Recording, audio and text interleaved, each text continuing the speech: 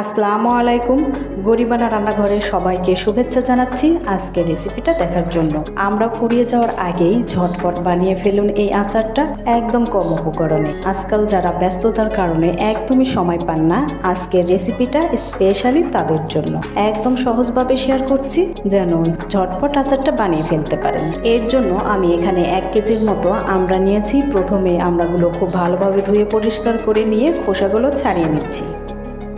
আমি এখানে একটা পিলারের সাহায্যে আমড়ার খোসাগুলো ছাড়িয়ে নিচ্ছি, এতে করে খুব সহজেই আমড়ার খোসাগুলো ছাড়ানো যাবে। আপনি আপনার সুবিধা মতো যে কোনো কিছু দিয়ে খোসাগুলো ছাড়িয়ে নিতে পারেন, কোনো সমস্যা নেই। এইভাবে করে আমি সবগুলো আমড়ার খোসা ছাড়িয়ে নিব। সবগুলো আমড়ার খোসা ছাড়িয়ে নেওয়া হয়ে গেছে। তারপর বাটিতে পানি ঢেলে নিচ্ছি। এখন খোসা ছাড়িয়ে নেওয়া আমড়াগুলো পানির মধ্যে দিয়ে দিচ্ছি। খোসা ছাড়ানোর পর আমড়ার গায়ে প্রচুর পরিমাণে কষ থাকে, তাই খুব ভালোভাবে কচলিয়ে আমড়াগুলোকে ধুয়ে পরিষ্কার করে নিতে হবে। আমড়াগুলো ধুয়ে নেওয়া হয়ে গেলে এভাবে করে একটা চাকুর সাহায্যে আমড়ার চারপাশে ঘুরিয়ে একটুখানি করে চিড়ে নিতে হবে, অর্থাৎ একটুখানি করে কেটে নিতে হবে। এতে করে আমড়ার গায়ে মশলাটা খুব ভালোভাবে লেগে থাকবে আর আমড়ার ভিতরেও মশলাটা খুব সহজেই ঢুকে যাবে। এই কাজটা আপনি চাকু, বটি বা যে কোনো কিছু দিয়ে করে নিতে পারেন, কোনো সমস্যা নেই। দেখে নিশ্চয় বুঝতে পারছেন আমি কাজটা কিভাবে করে নিচ্ছি। এভাবে করে সবগুলো আমরা কেটে নেওয়া হয়ে গেছে। এখন এর মধ্যে দিয়ে দিচ্ছি 1 চা চামচ মরিচের গুঁড়া, 1/2 চা চামচ হলুদ গুঁড়া আর স্বাদ মতো লবণ। এখন মশলাগুলো আমড়ার সঙ্গে খুব ভালোভাবে মিশিয়ে নিচ্ছি। মিশিয়ে নেওয়া হয়ে গেলে এটাকে একটা সাইডে রেখে দিয়ে আচারের মশলাটা তৈরি করে নিচ্ছি। এর জন্য আমি এখানে 1 টেবিল চামচ পাঁচফোড়ন নিচ্ছি আর নিচ্ছি 3টা শুকনো মরিচ। এখন এগুলোকে টেলে গুঁড়ো করে নিব। মশলাগুলো আধো ভাঙা করে গুঁড়ো করে নিতে হবে।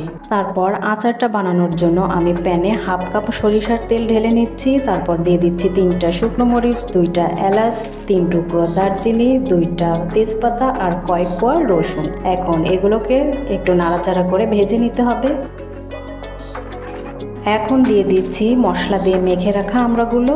তারপর আমড়াগুলো নেড়েচেড়ে উল্টিয়ে পাল্টিয়ে একটুখানি ভেজে নিতে হবে, জাস্ট আমড়ার কালারটা চেঞ্জ হওয়া পর্যন্ত। সেই সঙ্গে আপনাদের কাছে আমার একটা ছোট্ট রিকোয়েস্ট, যারা চ্যানেলটি এখনও সাবস্ক্রাইব করেননি প্লিজ চ্যানেলটি সাবস্ক্রাইব করে পাশে থাকা বেল বাটনটা অন করে দিবেন। আর যারা ফেসবুক পেজ থেকে দেখে থাকবেন পেজটি ফলো করে অবশ্যই পাশে থাকবেন। এ পর্যায়ে আমড়াগুলোর কালার চেঞ্জ হয়ে গেছে। এখন এর মধ্যে দিয়ে দিচ্ছি 1 টেবিল চামচ সরিষা বাটা, দিয়ে দিচ্ছি 1/3 কাপ চিনি। চিনিটা কম থাকায় আমি একটুখানি গুড় দিয়ে নিচ্ছি আর দিয়ে দিচ্ছি ভেজে নেওয়া মশলা।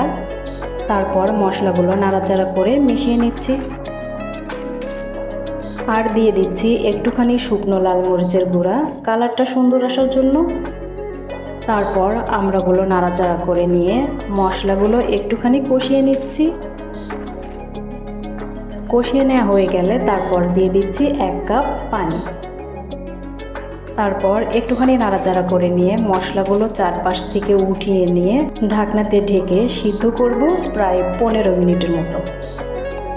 15 মিনিট পর ঢাকনাটা খুলে নিলাম। এরই মধ্যে আমি 2 থেকে 3 বার উল্টিয়ে পাল্টিয়ে নাড়াচাড়া করে দিয়েছি।